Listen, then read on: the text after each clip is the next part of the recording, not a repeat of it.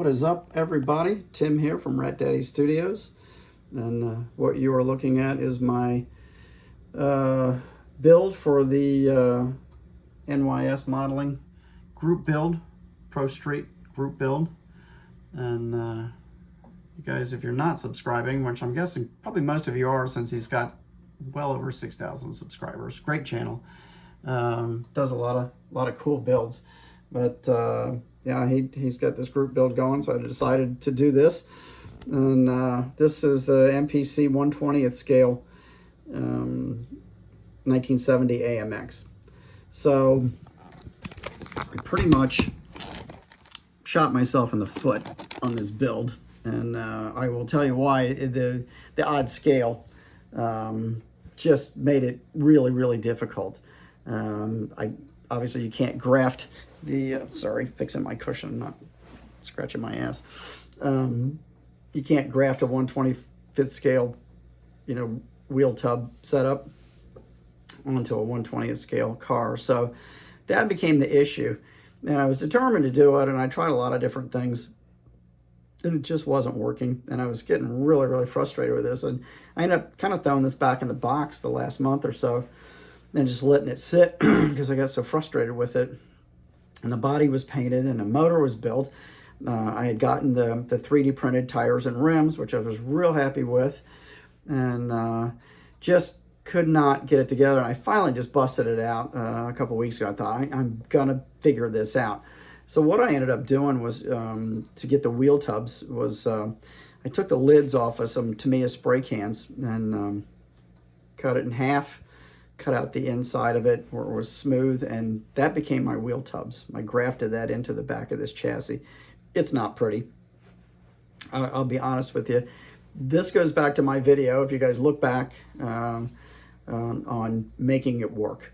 And that wisdom was passed on to me by the late Eldon Titus, as well as the late Sonny DePalma, who both were masters at making it work. And yeah, if you haven't watched that video, watch it, because that I will pass that on to you, and do whatever it takes. If you've got something in your head and that's what you want it to be, then make it work. So that's what I did. And this is not a model I would take to a model contest and put on the table for somebody to pick up and judge. I don't do that anyway, because most of you guys that know me know that I don't do the contest thing. I build for my friends and my family and for myself, and that's it. I build what I like. And so yeah, it's not pretty under there. Looking at real close at the chassis, I painted everything black to just try to hide a multitude of sins. And so getting back to it, and it's not bad looking aesthetically. And what I did do in here, like in the interior, I built this in the rear part of it. You can see here there's an insert, which is just kind of like like they did a lot of the early pro stock cars, just kind of an aluminum piece going out and then a wall going down. The roll bar passes through it.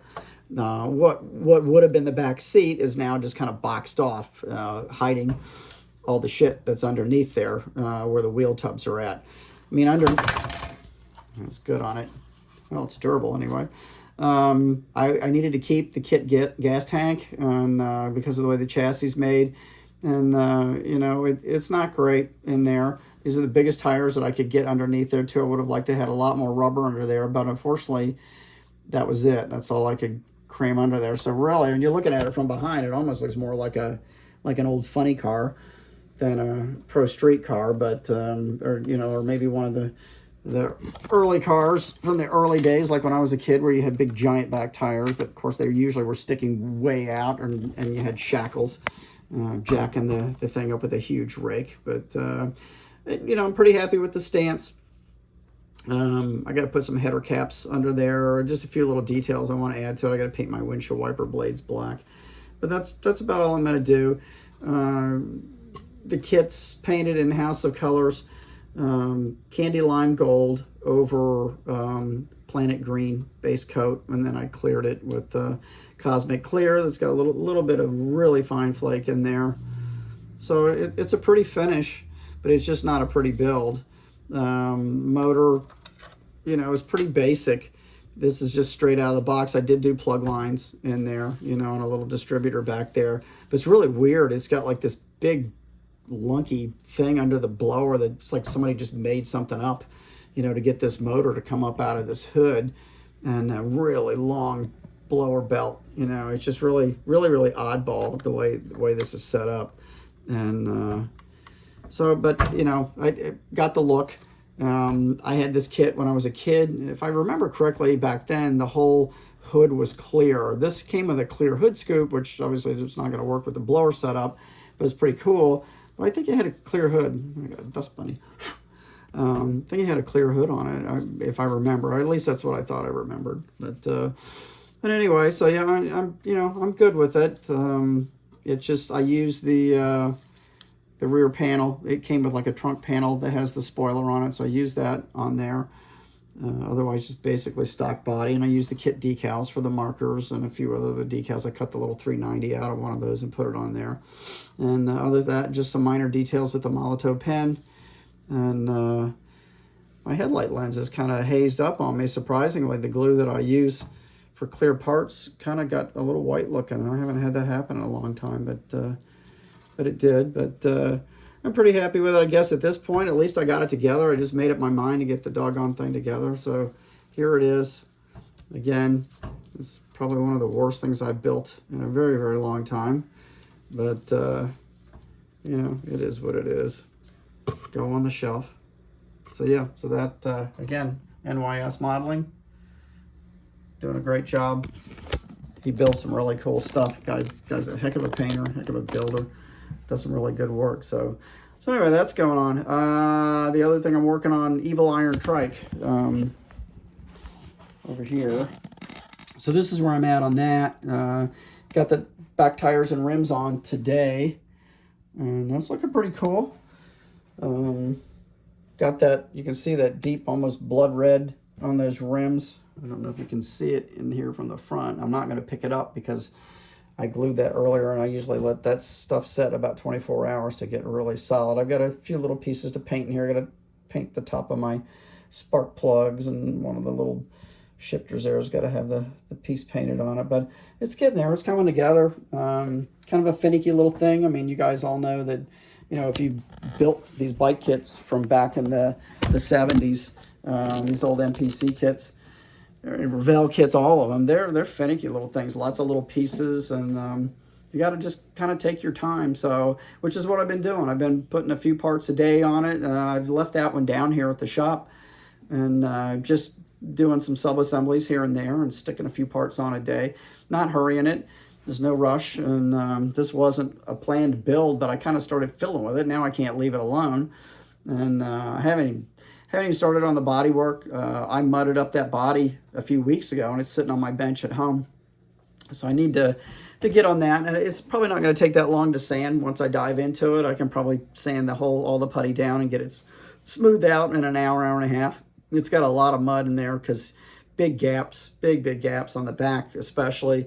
But the body is actually two pieces split down the middle, and I don't want all those seams on there. So I'm going to try to get the body work nice and smooth. So, and it's worth taking the time. Then this can, once, you know, I mean, actually the parts count is getting really low. A lot of it's mostly the detail parts for the body once it's done. So I'll probably go ahead and paint all that stuff up too, and get the rest of the parts here, the handlebars and everything done, and the headlights and everything done. So it's coming together, right? It's cool kit. I chased after those kits on eBay for years, and they would always go, you know, 150, 175 bucks. And I'm glad I didn't pay that at this point. I was so stoked when it got reissued. One of my buddies on Instagram like messaged me, he goes, "Do you know this is coming back out? You know, it just was released." And I was like, "Oh my God." And I jumped right online and ordered one, you know, right away. I was so happy about it. Oh, another chopper, the King Chopper. I meant to tell you guys this a week or so ago. Hobby Link has got the King Chopper on sale for, I think it was like $22 or $22.95, which is a great price. Really great price on that kit. So if you don't have that one, or you want an extra one, you might want to grab one while there's a few left. They've also got all the Snoopy kits on sale. I just picked up a few.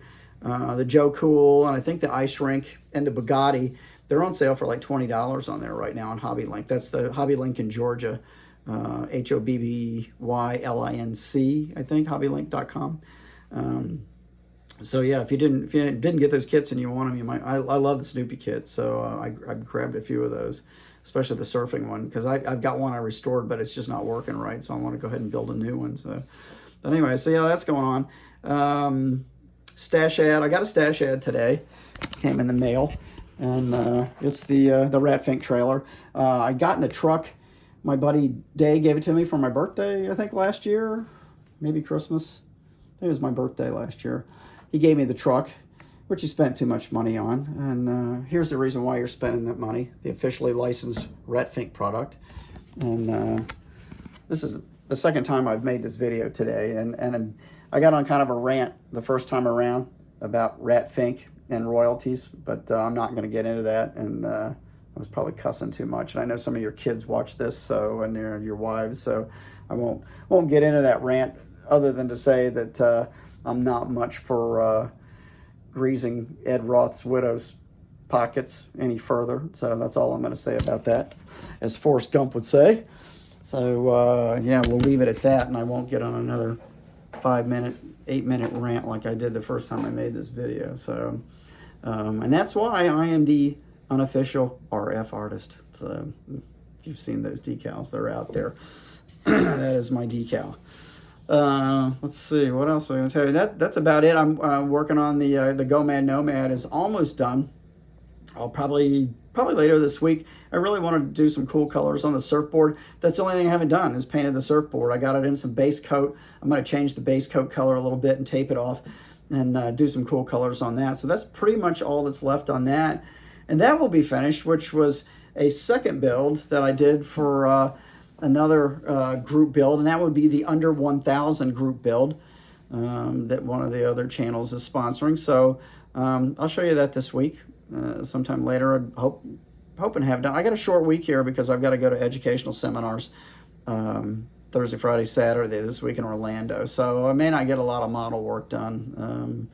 So we'll see what happens. But the only other thing probably got to tell you, my daughter is doing better.